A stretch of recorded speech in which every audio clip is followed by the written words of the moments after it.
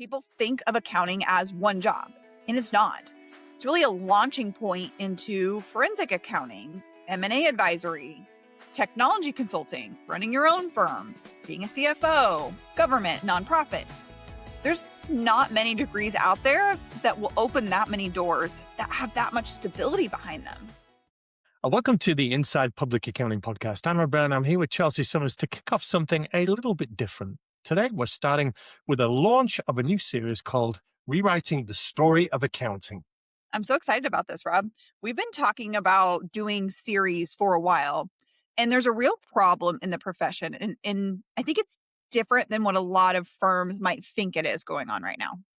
Yeah, we're entitling this, if we give it a title, Chelsea, the perception gap, what the profession gets wrong about its own story. And when people talk about what's wrong with accounting right now, they usually point to the pipeline, fewer students taking accounting majors, fewer CPA candidates for qualifications. The talent shortage is showing some signs of improvement. We've talked about that before, but it's still concerning. Yeah, and over the next several episodes, we're going to make the case that the pipeline problem is a symptom, not the disease. The disease is a story problem, a perception problem. Yeah, and that's the beauty of going into a series because we can deep dive a little bit instead of giving the headline stats and a little bit behind them. So we're going to start on this. Episode 1, this perception gap, what the profession actually is versus what people think it is and why that gap is costing us valuable talent.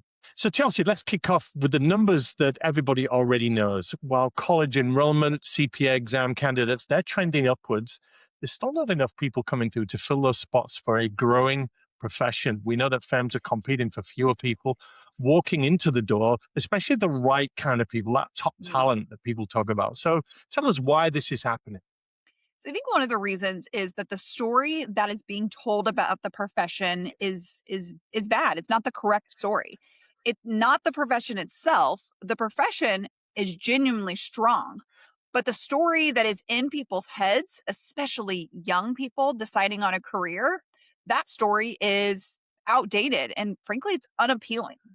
Yeah, and that's not just us saying that. I've interviewed a few heads of CPA societies, and they talked about the brand of accounting having an image problem. So this is something that everyone knows about. We're going to unpack this a little bit, Chelsea. You've got some more behind this. What do you mean when you say the story is bad rather than the work itself being bad? So think about what a high school senior or a college sophomore pictures when they hear the word accountant. They hear cubicle, spreadsheets, tax season hours. Nobody's picturing a trusted advisor sitting across the table from a business owner and helping them make decisions that change the trajectory of their company. Nobody's picturing someone who understands the business just as good as the person who maybe founded the business. That's the actual job for a huge number of accountants, but it doesn't make it into the story. Hmm. So we're not dealing with a profession that needs to change actually what it does. And in fact, what accountants do is becoming more and more important and relevant these days. We're dealing with a profession that needs to change how it talks about what it does. It's a different narrative, isn't it? Yeah, exactly. If you think the problem is the work itself, you try to change the work. You might lower the bar, make the work easier, make the hours shorter. But when you understand the problem is the story, then you could start trying to change the narrative. And that fix is very different. Yeah, I want to ask you where the story went wrong. We've all heard stories about you go into accounting, you get chained to a desk for 10 or 15 years in a dark room, you might make partner. That's a profession that's been around for centuries, really. Where did the narrative drift? Because we've got a long way from reality now. And I think it comes down to how the profession talks about itself internally versus how it should be talking externally. Inside the profession, everything is framed around technical mastery, credentials, compliance, getting the information right. And that matters, but it's an internal value system. It's not a Mm. story that pulls a 17-year-old towards a lifelong career. Yeah, we hear stories about accounting's boring, but accountants themselves tell me they're in the business of risk management. They're managing risk for their clients. And it doesn't sound particularly sexy when you talk about it like that, but we're still selling the the job and the requirements instead of the reward and the fulfillment in the accounting role. Yeah, and I think that's a great way to put it. You ask most accountants why they love their job, and they won't say, "I love debits and credits and T charts." Yeah. They might say something like, "I get a front row seat to how businesses actually work," or "People trust me with the most sensitive parts of their lives, and that trust means something to me." That is the story right there. But what gets put in front of students is the CPA exam pass rates and the grueling busy season hours, and there's a disconnect. Mm. I'm fond of a term the psychologists use it called proximity bias, where you get so close to what you do, you don't see it as remarkable. So accountants don't see themselves as particularly special. So they end up talking about the toll and the role instead of the destination and the fulfillment and the reward of what they're doing. Yeah. Nobody's going to buy a plane ticket by reading about the airport security first. Oh, that's very good. That's a great way of putting it. Okay. So let's make the positive case then. If we're talking about the story, the brand of accounting, and we're talking to someone that's 18, they're making career choices, they're weighing up their options. What's the real story that we want them to hear? Yeah. So I think first is the range. People think of accounting as one job, and it's not. It's really a launching point into forensic accounting, M&A advisory, technology consulting, running your own firm, being a CFO, government, nonprofits. There's not many degrees out there that will open that many doors that have that much stability behind them. We know many of you listen to this podcast on the go, driving to work, working out, even doing chores. Now you can get CPE credit for that time. With Earmark, you can earn free NASBA approved CPE for listening to the Inside Public Accounting podcast. After you listen to an episode, take a quiz and your certificate will be ready. Earmark has courses for everyone in your firm, from staff to partners. Get started today at earmark.app or download the free app on the App Store. That's such a great way of putting it. I was thinking of the term a gateway career because Mm, it opens the doors to so many other things. And that's unappreciated, misunderstood. People think they're picking a job.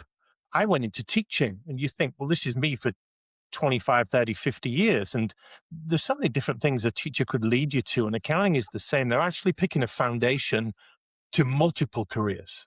yeah, I love that. I think the second thing is access. The accountants sit closer to the center of major business decisions than almost anyone else in a company. You're not adjacent to strategy, you're really inside the strategy. Every major decision that a business makes runs through the numbers and eventually through the person who understands those numbers. And nothing showed that more than the pandemic. Mm, Because when businesses were keeping the lights on, who did they call first? It was their accountant, really, because accountants were not just advisors and guiding the business through keeping those lights on. They were therapists, coaches, counselors, trainers, financial advisors. That was a position of real influence, and it still is. yeah.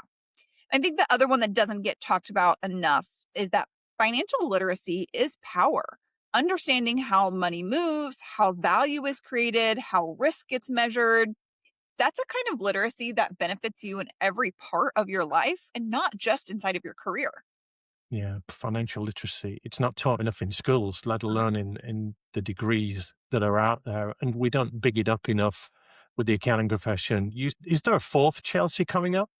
I think stability with growth. You can build a career that is secure and that keeps evolving. And that combination is really rare right now.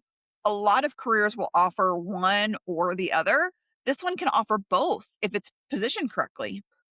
And that is so important, career stability. You look at so many stories of corporate layoffs and redundancies, Mhm. and you just don't know what's coming up. That uncertainty kills people. They've got mortgages to pay, they've got loans to pay off. So, the real story, to summarize what you said, it's variety, influence, literacy, stability. Those sound great, but they don't sound like what most people picture when they hear the word accountant. No, and I think that right there is the gap that we need to overcome. So in this Inside Public Accounting podcast, we don't just give the problems, we try and give some practical solutions. So let's talk about how we go about this. Why does fixing this narrative matter right now specifically? Why not 5 years ago? Why not 5 years from now? The pipeline problem is going to compound. Every year that the story doesn't get corrected, you lose another graduating class to other fields. And it's not just the head count of those individuals. The profession needs people who can carry it forward, who can step into leadership, who can keep earning that public trust. And if the talent isn't coming in the door, the whole foundation of the profession is really going to weaken over time. Yeah. And who are the ambassadors of the brand now? They are the 50, 60-year-olds. A lot of them are going to retire in the next 5 years or so. If they're Yeah. holding the banner and carrying the flag, that needs taking up. So it's not just a recruitment problem, it's a succession or sustainability problem. Yeah, but I don't want this to sound like doom and gloom because I don't think it is. No. The profession has every advantage it needs to fix this. It just has to actually tell people what's true about it. Now is a really good time to talk about all the positives, especially with so many changes going on in the accounting profession. AI and technology adoption, disruption in business models with the outside capital, and a shift from traditional compliance work into advisory work. And you've tapped there into the frame for everything we're doing in this series. We're telling people what's coming and encouraging everybody, inside and outside, to tell a better story of accounting. So tell us what we've got lined up, Chelsea, with this series. Yes, we've got a few episodes. One is a special bonus conversation with you, Rob, about personal branding and how individuals inside the profession can carry this message forward. Yeah, and that's something that gets overlooked for sure. We've all got a personal brand, whether we like it or not. If you don't cultivate it deliberately, then people are going to make it up for themselves. And that doesn't necessarily serve you nor the accounting profession. And the story just doesn't get rewritten at the institutional level. It gets rewritten one person, one conversation at a time. So we'll be really structured on how to build a better personal brand. That's good for you. It's good for the profession. Yeah. We're also doing an episode on the culture shift that's already happening inside firms. Burnout, rethinking busy season, flexibility becoming the standard instead of the exception, and then younger voices actually shaping how firms operate. I think that conversation is really overdue. It is, and I'm excited to be interviewing Alex Romero at the AICPA because she's been part of the talent pipeline program now, and she's going to have a lot to say on this. She's going to be a great guest. Yeah, Alex is going to talk about the pipeline from the inside, what students are actually hearing and experiencing on college campuses right now. And then we close that episode looking forward, what firms can do, how they can reach students earlier, and what this profession looks like if we actually get this right. Yeah. So throughout this whole series, it's exactly what we talked about today. Each episode's going to take one piece of the jigsaw, one piece of the story, that narrative that needs rewriting, and we're going to dig into it, see if we can pull it apart, maybe put it back together again and make it better. Yeah, that's it. I'm really excited to jump into the series with you, Rob. I think it's something that we need to have the conversation about. And I think just shining a light on it is really going to make a difference. Well, it's great to be kicking it off with you. You've got at the Inside Public Accounting engine room. You've got so many stats and stories behind the scenes, Chelsea. It's going to be great for our audience. And if this resonates with you, do hit like. We're growing the show. Subscribe. Send this to a colleague you feel needs to hear it. We'll see you next time on the Inside Public Accounting podcast. Thanks for listening to today's episode. If you enjoyed this podcast, you can click below to subscribe and check out more from Inside Public Accounting.